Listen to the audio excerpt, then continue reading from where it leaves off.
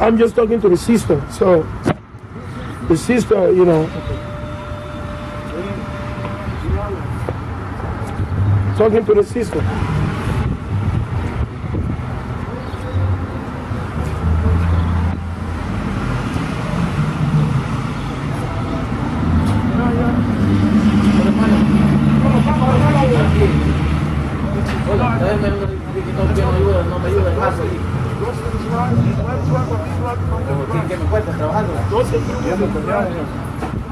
Porque hermano, mira, pasando a la Biblia, la religión no viene de Dios.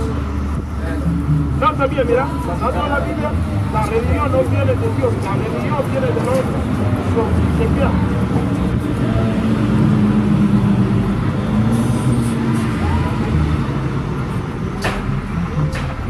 Pero ¿cómo? También, pero necesitamos hacer lo que dice la palabra. Me va, pues, hermano.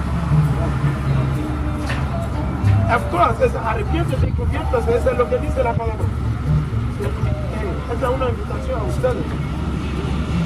No, también, pero mira, es igualmente a ustedes. Necesitamos arrepiéntese, que ustedes pueden. No, mira, ¿sabe lo que dice la palabra? Ustedes lo pueden usar por valor. Eso es lo que dice Dios, no es Dios. Deuteronomy 22:5. Hey, ¿seguro? ¿Eso? Hey. Hey, listen. Hey, mira. Hey, the sister said, I told the sister she can't wear pain. She said she already repented. I told the sister you can't wear pain. The sister said, no, I can't be saved through the pain. I said, hey, listen, hey, it's up to you, man. It's up to you. You see, that's what we tell the people. We tell the people, we give them the word, hey, the people that don't want to listen. Because the word is too deep. The word is too deep for the people. You see what I'm saying? The word is too deep. So let's read it. So they were saying that.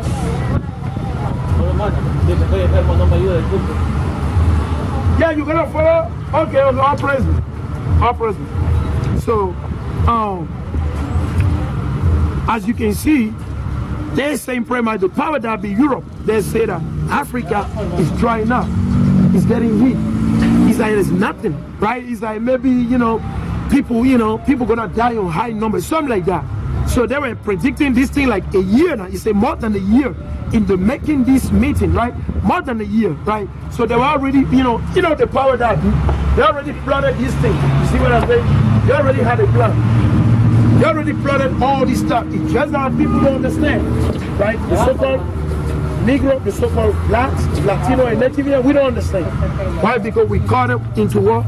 Doctrine of devils. Most of the time, we caught up into the doctrine of devils, right? So, let's jump to the next paragraph. He says, Africa's economy is expected to grow just over 3% this year. So he's already predicted. Why? Because he's the one that ran everything. So he's already know. He already said, he predicted that Africa economy, right, is expected to grow just over 3% this year, about half the world average. You see that? About half. So pretty much they say the world average is that they're gonna grow 6%. Like Japan, the US, France, Germany, the economy is gonna grow up like 6%. The Africa economy only 3%. Hola, señor. Hermano, ¿tiene un minuto para la palabra de Dios? Yo también voy a la iglesia. Hey, hermano, ya no pregunta a usted si usted iba a la iglesia o no. Tiene un minuto para la palabra de Dios. Esa es una cuestión, esa es muy simple, man. Esa es muy simple. Ya no dice nada de cristianismo, ¿ok? Right, so they already, they say, the continent, the whole continent together, they're only gonna reach like barely just 3%, just 3%, over 3%. So what does it mean? That means they're like, okay, you know what? You ain't gonna do well, pretty much, right? So let's continue to say, it faces a nearly 300 billion spending shortfall over the next few years. So he's already predicting. So they're the one, they're the power that be. He's so either the European, America, they already know they're the power that be. They're the one that control, that runs everything. They run, right? north to south, east to west. They run the whole world. So you got to keep that in mind. So they're already predicting like what's going to happen. Imagine that, that's heavy. And our people, they're sleeping. They're playing Nintendo game, PlayStation. They play there on Facebook, wasting time. They're reading the Bible. They're not researching who they are. Meanwhile, the enemy, they're active, they're working. Esau is working. Esau 24/7. He's busy. He's looking at, okay, what's going to happen to this continent? What are we going to do to them? Right? He said, it faces a nearly 300 billion spending shortfall over the next few years. Expert, right? He said, expert, okay? He said, expert fear 1 million more Africans may tip into poverty. You see that? That's what he's saying. They say they fear that millions, right? More. So they say 1 million more might tip into what? Poverty. Right? That's what Esau say. That's like the statistic of Esau.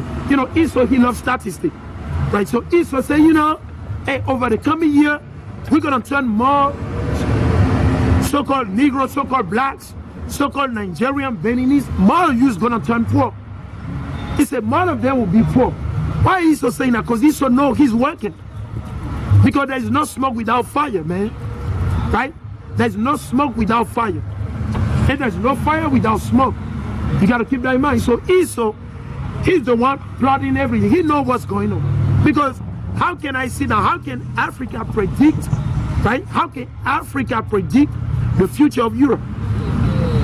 How can African continent predict the future of Canada, the United States of America? How can Africa do that? How can they can't do it? Anyway, they don't have time. You see what I'm saying? They don't have time to mind other people's businesses.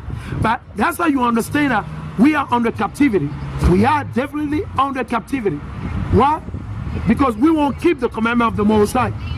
Is colonization new again? Because let me read you this, and this is gonna bring me to this article, right? Let me read this, right? I wanna read you this, right? This from Cambridge, right? Prima is the European conquest of Africa. So keep in mind, right? The European conquest of what? Of Africa. The European conquest of Africa. So keep in mind, right? So you see that right there? The European conquest of Africa by Robert O. Collins, James Burns, from where? Clemson University, South Carolina. South Carolina. So I'm just gonna read the summary of this article. So the brother and the sister that don't know the history, right, of Africa, right, and you know, the European conquest, right, they'll have an idea, right? They'll be able to understand something, right? So let's read it. Right, so this article was published, right, in June 2014. Okay, June 2014, right? Right? So let's read it. It says, after 400 years during which Europe has displayed little or no interest in Africa beyond its coastline, suddenly, in the 20 years between 1878 and 1898, the European state partitioned and conquered virtually the entire continent. So you got to keep in mind. So the Mosai, right? He sent this, so we already know that. We read it. Huh? El diablo, señor. El diablo, sí. El diablo. Todo día, el diablo. Right? So the Mosai sent them against us. Right? We know it's the Mosai who sent them against us. Right? Because the scripture tells us literally, the Most High say he's gonna send a nation from far against us, man. Swift as the eagle. Right? Let me just read that. I wanna use one as under various kingdom. You gotta keep that in mind. Under various kingdom, right? Under various, I'll say, nation, right? The Most High, he sent the enemy against who? The Israelites. Why? Because we were into idolatry. We were doing wickedness. We were living in the midst of sin, and we won't repent. We won't listen to that to the Most High. So not only in 70 AD, before 70 AD, not only in 2021, tomorrow the Most High will send some Edomite towards some country where you see Israelites are living. It could be in Africa, it could be in Europe. Hey, it's all the will of the Most High. So let me read you this. Let me read this quick. Right? Let's read this quick. Let's go in the book of Habakkuk chapter 1. Right? I'm going to show it to you.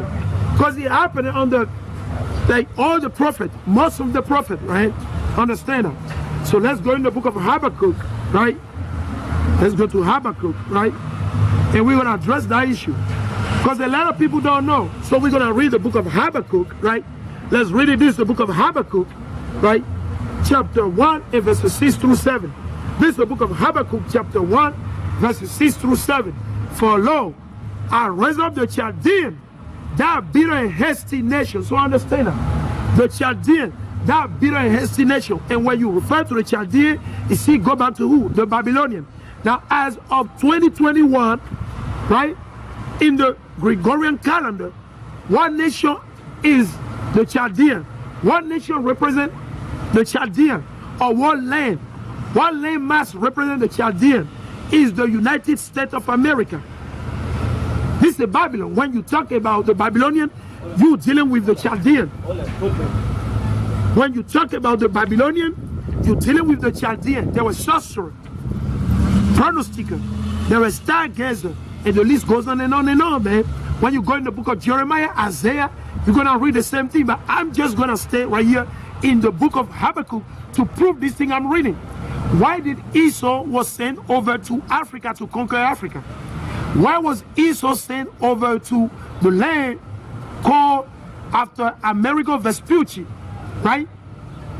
The Italian navigator, right? The Italian navigator, right? Why did the Most High send them? Or who sent them? It's the Most High. Why? Because we live in the midst of sin. You have northern kingdom, southern kingdom into war, idolatry. That we forsook our rock, the rock that begat us, the Most High. So let's read Habakkuk chapter 1 and verse 6.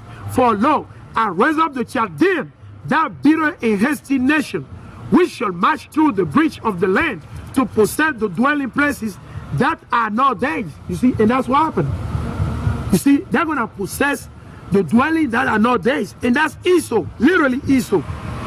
Esau, the blessing Esau received from what? He shall dwell in the fatness of the earth. That's why you see Edomite everywhere you go. Canada, America, the Caribbean, Africa, Europe, they're all over. They're all over the place. You see the mark print, no, the footprint everywhere. Okay, so keep in mind, the Most High ain't playing no game. So he said he's going to send who? The Chaldean, right? The Most High said he's going to send who? The Chaldean. Let's go in the book of 2 Kings. Let's go to 2 Kings 24. Let's go over there. We're going to read the same thing. 2 Kings 24. Let's go over there. 2 Kings 24. This is the book of 2 Kings. Like I told you, when you talk about the Chaldean, it's talking about who? The Babylonian. You can't talk about the Babylonian and not mention the Chaldean. The same people. Same people. They just got, the Most High call them this name over here. They're the same people. Babylon, Chaldean, the same thing. Because the Chaldean, they were living under what? The Babylonian. So they're the same people. So one nation is the Babylonian kingdom today on the earth. Is what? Is the United States of America. That's Babylon the Great. The daughter of what? Of Babylon is what? America, Esau. Esau, Edom. Understand it? Right? So let's read this thing as we read in the book of Habakkuk chapter 1. Right? We read in Habakkuk chapter 1 and verse 6. Right? Let's read this thing now. We're going to read it. Right? Actually, let's prove the same thing, right? He said, for lo, I raise up the Chaldean, that bitter and hasty nation. Bitter and hasty nation. Understand it? Which shall march through the breadth of the land to possess the dwelling place that are not theirs. Right? He said, they are terrible and dreadful. Their judgment and their dignity shall perceive of themselves. So the Most High is making it clear. The Most High making it clear. The Most High said their judgment is going to proceed from their own self. There won't be judgment from them. There won't be no judgment from them. There won't be no justice from who? The Edomite. So some of you have been waiting for Esau to bring out justice. The Most High said no, man. The Most High said there will not be justice No judgment from these people. Right? Understand? Okay, so let's go in the book of 2 Kings. Right, let's go to 2 Kings. This is the book of 2 Kings chapter 24 and verses 1 through 2. 2 Kings 24 verses 1 through 2. In his day, Nebuchadnezzar, king of Babylon, came up, and Jehoiakim became his servant 3 years. So understand that. So Jehoiakim was his servant. He was a slave of who Nebuchadnezzar for 3 years. Then he turned and rebelled against him. Right? And he turned and rebelled against him. And the Lord sent against him bands of the Chaldees, you see, a band of the Syrian, a band of the Moabite, a band of the children of Ammon. He sent them against Judah to destroy. So understand that. The Most High sent them against who? The so-called blacks, Negro, the so-called Latino. Who sent them is the Most High Yahweh. The point is that they don't break this down for you when you go in your church. When you go to worship the sun on Sunday, when you go worship your son, your pastor, he ain't got no understanding. So they don't break this down to you. So that's why you don't have understanding. You don't know that's the Most High. You don't have understanding. Why? Because your pastor, he does not have understanding. The Most High didn't give him understanding. Only to the elect. Hola, hermana. Tiene un minuto por la palabra de Dios. Hermana, mira, ya no pregunta a usted si usted leía a la iglesia o no. La pregunta es muy simple. Dios dice, usted si usted tiene un minuto por la palabra de Dios. Eso sí o no. Ya no pregunta si usted leía a la iglesia. Ya no pregunta. Solamente si usted tiene un minuto por la palabra de Dios. Nada más. You see, confounded, right? You ask them a basic question. Do you have a minute for the word of the Most High? She said she go to the church. Then I told her, did I ask you whether you go to the church or not? That's what I asked her. I asked her, I said, did I ask you whether you go to the church or not? Then she got confounded. She made herself look what like crazy, right? She made herself look crazy. She made herself look bad. I mean, like, it just listen. Listen is enough, man. Before you talk, listen a little bit. Just listen. And when you see the brother on the highway on the byway teaching the word, keep your peace and let the brother address what they're teaching. Don't just be running your mouth. No, don't do that. Don't do that. Because when they see me standing here, they look at me down. I'm a little one, as Yahweh Shah Mashiach says. That's what they don't understand. I'm one of those little ones. Right? So let's go back to Israel. And the Lord sent against him bands of the Chaldees. So like we read over there. Band of the Chaldees. A band of the Syrian. So keep in mind, right? A band of the Moabite. A band of the children of Ammon. And sent them against Judah to destroy, according to the word of the Lord, which he spake by his servant the prophets. You see? Hey, the Most High revealed that to who? Jeremiah, Baruch. The Most High already told them, hey, one day, man, listen, they're going to go into captivity and they need to obey. If they don't obey, Nebuchadnezzar, they're going to get destroyed. The Most High said it. Why? Rebellion, weakness, right? Let's go to 2 Kings chapter 20 and verse 17. 2 Kings 20 and 17. Right, let's read it quick. Right, this is the book of 2 Kings chapter 20 and verse 17. 2 Kings 20 and verse 17. And he read, behold, the days come. He said, behold, the days coming, that all that is in thy house, and that which thy father had laid up in store unto this day, shall be carried into Babylon. Nothing shall be left, said the Lord. So that's what the Most High said. That's what the Most High said. The Most High said, well, we're going to go into captivity. He's going to send who? The Chaldees. So you got to understand and keep that in mind. Right? So these people, they say, well, from the 1878, the so-called European, right? The French, the German, the only country that was not part of the conference of Berlin was Switzerland. Switzerland was the only country that was not on the table with them. The day that the Europeans sat down and decide how they're going to share Africa among themselves. Who's going to take West Africa? Who's going to take this? Who's going to take Ghana? The only European country that was not there, that was not partaker of that agenda, it was who? Switzerland. That's the only country. Switzerland was not part. Switzerland was not on that table.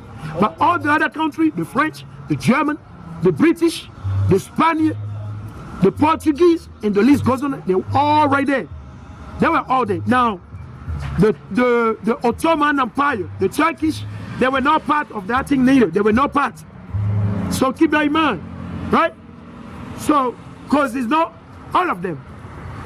It's not all of them. So we know for sure that mainly Switzerland was not part of the Conference of Berlin. Switzerland was not part. So keep that in mind, right? We got to teach the truth, but we got to make sure we address it righteously, right?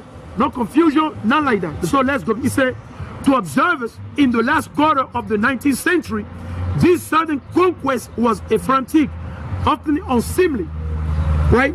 Often unseemly, and largely unexpected scramble for territory. Scramble for what? Territory. They want to share the cake. Africa is the cake until this very last day. If Africa is not a cake, why would a one guy, one country, or a people that is not of our people, why would they get up and decide the fate of a big continent? France, get up and decide whatsoever Africa needs or not. Who are they? But we understand that through the spirit of the Most High, that why? The reason why all this happening, the Most High is sending them back again. Why? Because we don't want to repent. Evil every day, 24/7. Evil every day, 24/7. Hermana, hola. Tiene un minuto para la palabra de Dios. He all praise unto the Most High. They ain't got no time.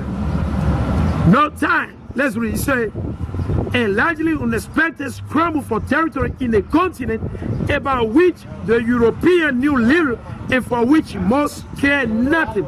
So this article said they don't care. This article said they do not care. That's what this article said. The European, they know nothing about the continent and they don't care. Okay, understand that? So we're living in so-called 21st century. Okay, supposedly, right? And you see what? A new form of what? Colonialism. A new form of what? Hegemony from who? The same French. You got France that got the, I'll say, the control over 18. Hermana, they'll be blind now. She be deaf dumb right now. That's good. She's deaf dumb right now. But guess what? When she go in the car, she gonna look now. You see the weakness of these people? They don't believe in the Most High. They don't believe in the Most High. We know that. They don't believe in the Most High. He's always like that. They don't believe in the Most High. Though the Most High does not want the wicked to die. Eventually these people are going to die. The Most High, he does not want the wicked to die, but he wants the wicked to repent. They don't want to repent. They don't want to repent. Would they repent and seek the Most High? They will not repent and seek the Most High. They will not repent and seek the Most High. They will not. They will not repent and seek the Most High. They will not repent and seek the Most High. They will not repent and seek the Most High. Alright, so let's read it. Let's go back to it. Let's read it. So, the Most High send them again. The Most High sending again who? The Chaldean. The Most High sending Esau, the Babylonian. Hey, nothing new under the sun, man. When you go in the book of Ecclesiastes, it tells you it's very simple. There's nothing new under the sun. Nothing new under the sun. The thing that happened in the past is still gonna happen. There's nothing new under the sun. Okay? There's nothing new under the sun, right? So keep that in mind. So let's continue to say, the sentiment were encapsulated in the famous remark by the English historian John H. Seeley that his generation has conquered half of the world. You see that? That his generation, his race, his people, they conquer what? Half of the world. I didn't write this article. I did not. And this is a scholar. We just want to put out there. I do not, this disclaimer is not mine. But I'm studying, I'm reading it. I just want to share the information with my people. You see that? So these people, they're scholars, they know. Let me read it again. He said, the sentiment were encapsulated in the famous remark by the English historian John H. Seeley that his generation had conquered half of the world in a fit of absence of mind. So what did he say? He said, in the world, in a fit of absence of mind. So you see that? You see what is my head? The fit of, so this author, right? This professor, right? Or this scholar, right? This English scholar, historian, John H. Seeley, he said his own race, his own people, does that conquer us? He said the world, he said they have absence of mind. That means their mind's not working, so they ain't got no heart. That's what the article said. It's just common sense, okay? It's basic English, all right? It's basic English, understand that, right? He said today, however, with the advantage of hindsight, historians have perceived several fundamental causes and events that combine to upset 400 years of equilibrium between Africa and Europe and precipitate, right, the European conquest of virtually the entire continent. You see that? The entire continent, okay? He said the Industrial Revolution created demand for new raw material from Africa. Where did they get it from? New raw material from where? Africa. It's always like that, man. Always they need the raw material is from Africa. And made Africa an attractive potential market for European manufactured goods. Moreover, the new technologies produced by the Industrial Revolution provided the instrument that observed the long-standing balances of power between Africa and Europe. Imperialism, you know what is imperialism? They want to rule over you, dictatorship, right? They govern over you with force. He said imperialism was propelled as well by popular nationalism, which pressed European statesmen into pursuing expansionist policy in the name of imperial defense. Changing terms of trade require European merchants to seek political stability in Africa, where for centuries they have profited from the stability that have fostered the slave trade. So understand that. So after the slave trade, they continue to do more evil. After what? The slave trade. After the slave trade, right? He said European Christianity was also changing in the 19th century as the new and powerful evangelical movement inspired aggressive missionary activity. You see that? So he said European Christianity was also changing in the 19th century as the new and powerful evangelical movement inspired aggressive missionary activity. So they were aggressive throughout Christianity. They were doing a lot of evil. That's why they killed the Native Indian. That's why they slaughtered the Native Indian and stole the land. That's why they went to Africa and savaging, destroy everything. Who did that? The Christian. They did that. That's what I'm reading right here. He said evangelical movement inspired aggressive missionary activity, which in the past had been largely confined to the African coast deeper into the continent, west coast of Africa, Benin, Nigeria, and Togo. Shalom, shalom, shalom, shalom.